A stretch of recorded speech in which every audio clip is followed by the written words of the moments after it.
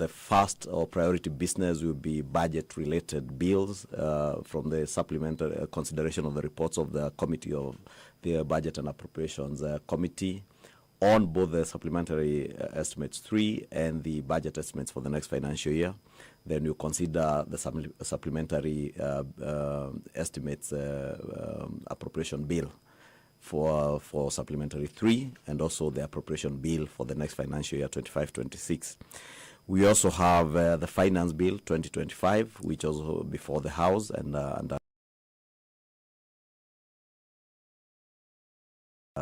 consideration by the committee that has been bill 2025. Then there's a division of revenue bill, which we must also consider and agree or disagree with the Senate. I anticipate that we may need to go into mediation because of figures that, from what I hear, Senate is proposing and what was agreed on in the National Assembly. Therefore, once we agree on the division of revenue, then we'll be able to go on and complete the budget-making process. There is also the county allocation of revenue bill. All these are budget-related bills, including the equalization appropriation bill for 2025. We also have consideration of nominees. You know, there is a National Police Service Commission nominees whose names were sent to Parliament when we were on recess. That will come up. There is a IEBC commissioner's consideration of those names. And there also are tribunal on the Public Benefits Organization, Benefits Organization Disputes Tribunal, which the Chief Justice has also sent to Parliament for consideration. It's among the nominees that we'll be considering. I think other than that, and the reservations, of course, you remember the reservations that the President sent on the Conflict of Interest Bill and the Anti-Money Laundering and Combating of Terrorism Financing Amendment laws that the President sent back to the House. That is also lined as part of our priority business because we will need to consider those reservations by the President and pass a vote in one way or the other. There are bills that we carried on to the session just before the recess, the value-added the VAT amendment bill of 2025, which was a small amendment from something of the last finance bill, the culture bill, National Council for Population and Development bill. And of course, there are also new bills that have come that we published over the recess, like the Virtual Assets Bill, the Kenya Roads Amendment Bill, which we just published before we went on recess and has been considered by the Committee on Roads and Transport. And there are the NADCO bills that were in Senate that have now been transmitted to us. That's just a tip of the iceberg of the very busy session that we have for about 5 weeks till we break for the next recess. Okay, so on IBC nominees, some of them are facing court cases. Some people went to court and said some of them are not qualified. So does that mean it's going to delay that? You know, ideally, the names were sent to Parliament by His Excellency the President, and Parliament, when the Speaker receives the names, he sends them to a committee, the committee that will consider those nominees. And the committee has been going on with their work because you cannot stop people from going to court. But at the same time, you cannot stop a parliamentary process in between. And I think over the years, even the courts have agreed with us, and there is immense precedence that courts do not injunct Parliament from doing its work until the end of that process. And therefore, we are here to conclude that process. The names are still before the committee. The committee is considering, and we'll get to know from the chair of the committee whether the committee has been able to finalize with that process. Okay, so the ruling of the court will be inconsequential? Or? I am not saying it's inconsequential. I am saying courts do not injunct Parliament midstream. Okay. And therefore, irrespective of what went on in court, and I'm not even sure what was said in court, the committee had the names sent to them. And at least I do remember about two or so weeks ago, about 10 days ago, the committee did advertise for public participation, and I know members of the public have been also submitting memoranda in view of the ongoing process. Therefore, it's an ongoing process. Okay. On Finance Bill 2025, the government, there are measures intended to finance the government's 4.34 trillion the budget. And you say there are adjustments to value-added tax. Are they going to be adjusted upwards, the VAT? No, there are two different things. The Value Added Tax Amendment Bill of 2025 is separate from the Finance Bill of 2025. Okay. The VAT Amendment Bill is a small one-clause amendment correcting something that was done in last year's tax laws that stopped KRA from, or rather stopped people who are benefiting from certain exemptions, especially for capital projects, from continuing to enjoy the tax exemption beyond, I think, 31st of December 2024. And therefore, this VAT amendment bill is just giving that exemption a further period of 1 year to December this year, because these are people who had investments in the country, and these huge capital investments. And I've seen many of them, people who are in the manufacturing sector, and huge infrastructure projects that are ordinarily given tax incentives, because we are bringing in investments that are creating employment for Kenyans, and therefore inadvertently the tax amendment laws of 2024 that were passed in December last year restricted that period up to the end of the year last year. So is just to extend that. The Finance Bill 2025, again, as I said, is under consideration by the Committee of Finance. I think they have also been doing public participation, and I expect maybe in the next week or so they should be able to be through and bring it to the House for consideration. Okay, so Finance Bill 2025, is it going to have some more taxes? Or? No, I think if you listen to the CS, National Treasury, they said it is almost a tax-free finance bill. And, you know, I know there was a lot of propaganda before even the bill was published, even before the National Treasury finalized the process. And you remember the Honorable Leader of Minority raised it on the floor of the House because people had already started a campaign of disinformation and misinformation. Unfortunately, and I remember saying on the floor of the House, that is what happened, the fate that befell the 2024 bill. A lot of negative vibe and misinformation and disinformation was sold out there. Therefore, it was important that when the Leader of Minority raised that issue, we spoke out to it. And I saw even those who are very busy on TikTok and other social media platforms misinforming and disinforming Kenyans stepped back. I want to appeal to them. All bills before Parliament are public documents. You can simply click onto the National Assembly or Parliament's website. You'll be able to see all the bills before the House. Take your time, read. If you don't read, consult people who can help you to read and understand what is there, so that we end the culture of misinformation and disinformation. Okay. There is also another bill by member for Aldai, Mary Kaitany, the Communication Information Amendment Bill, that is raising some controversy. Some people are saying that it violates the Data Protection Act. Mm-hmm. How do you respond to those critics?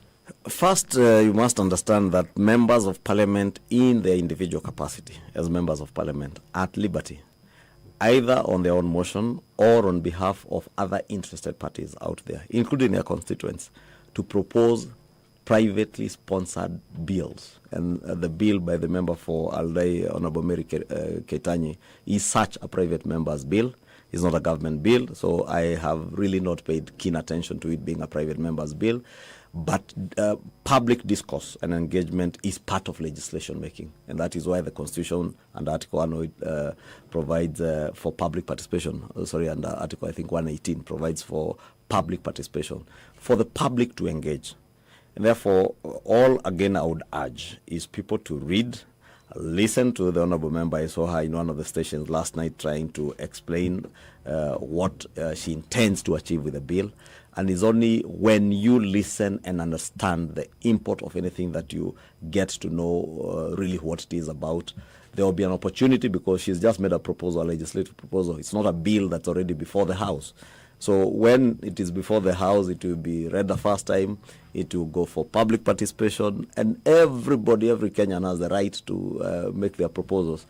And following public participation, because again, that is what I saw Kenyans never understood last year. You remember with the Finance Bill 2024, all the issues that Kenyans had raised that they were not very happy with had been removed from the bill of the Finance Bill 2024. So it's about Kenyans are not reading it properly. They did not understand the parliamentary processes.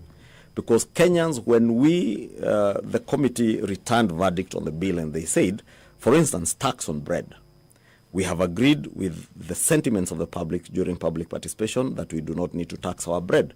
We have agreed with the public that we do not need to impose a motor vehicle circulation tax, which, by the way, was even sitting in the wrong act of parliament. It was under the Income Tax Act, and a motor vehicle owning a motor vehicle is not an income. Therefore, naturally, that particular provision was dead on arrival in parliament. And therefore, the committee agreed with everybody who appeared before them, speaking about motor vehicle circulation tax, speaking about tax on bread, and all those things were removed from the bill.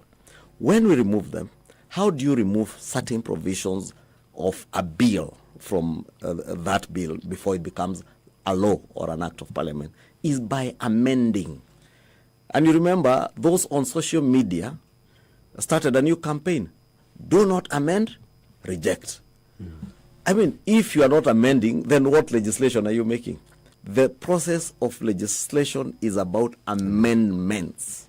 In actual fact, there is no law you create from the blues. Because, for instance, you've just spoken about that one by the member for Aldai. She's most likely amending the Kika Act, because there is already an act of parliament that exists. And therefore, what she'll be doing is looking at that act and proposing amendments. If there are certain provisions of that bill that you do not agree with, give your views during public participation. It is not the member who is proposing the bill who will decide what goes into the bill. It is a committee that will be listening to the members of the public, and they return that to the House with a report that you can read and see whether your sentiments were carried through. So last year, all Kenyans needed to do was to look at the Finance Committee's report and learn that every other proposal they had made during public participation was factored in the final report. And it is part of the amendments that were being proposed on the 25th of June, which they said reject. And I have said it before, Mark, that the bill as it were on June 25th, 2024, we passed it in December. Nobody got hurt, as they were saying. Nobody died, as we had seen before. Because the campaign of disinformation had dissipated, we passed the bill as it were in 4 different bills, achieving the same objective without losses to the country. More importantly, Mark, is that Kenyans had been misinformed. Oh, when this bill passes, you will not be able to afford diapers and sanitary towels. Kenyans are still buying diapers and sanitary towels. Because we tried telling Kenyans, we are protecting you young people who need jobs. Because the manufacturers of these diapers and sanitary towels are here in Kenya.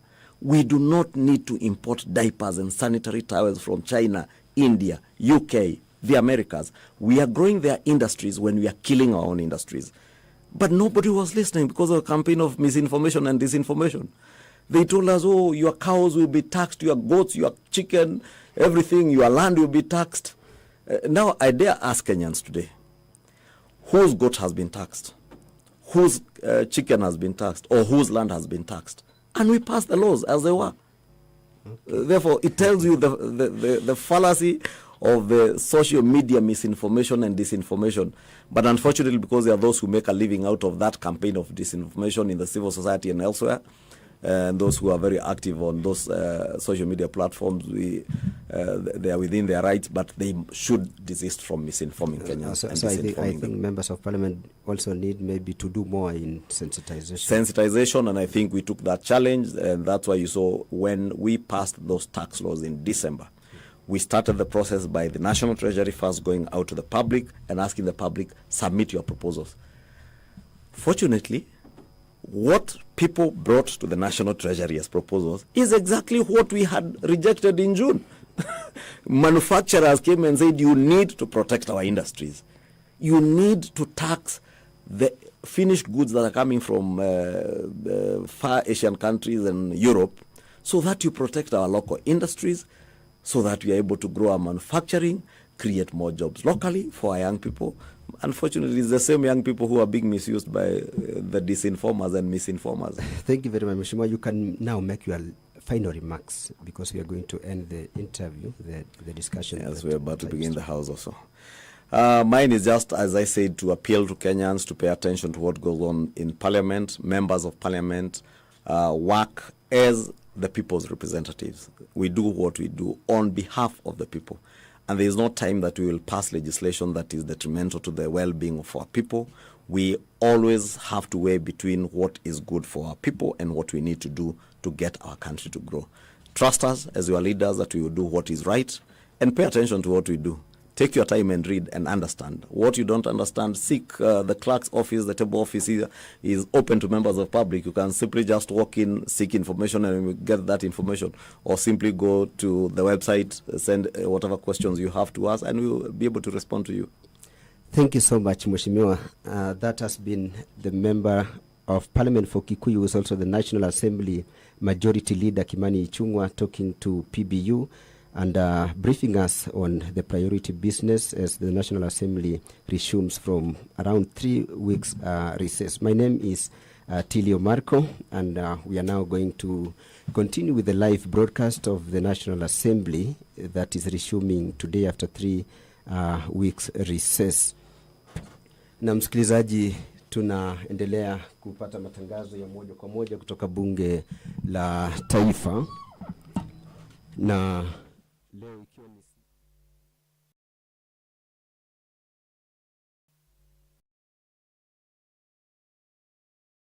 the